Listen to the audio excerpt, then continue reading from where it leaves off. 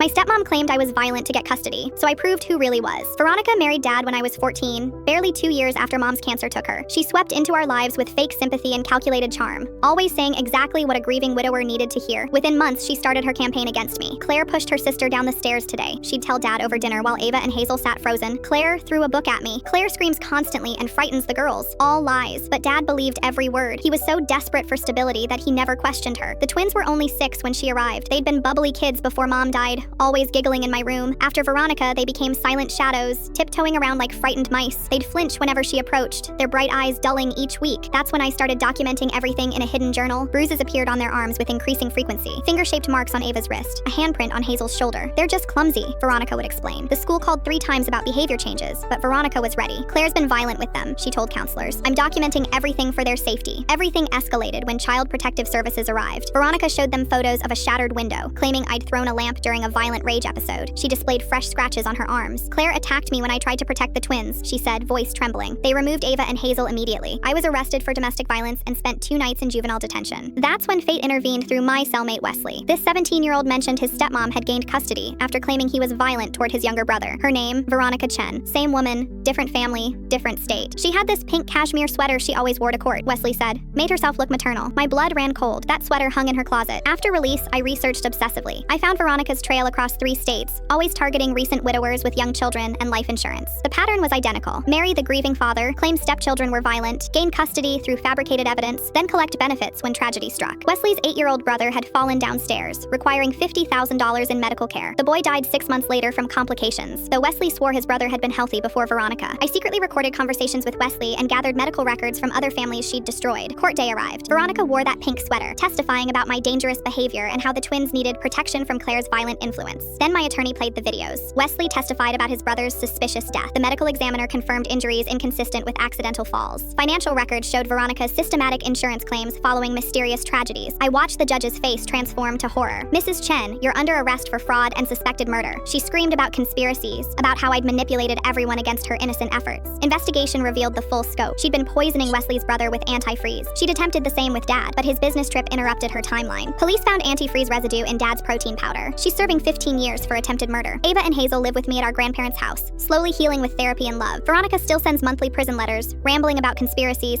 insisting I orchestrated everything. Everyone ignores them. Turns out the only person who ever believed her lies was my father.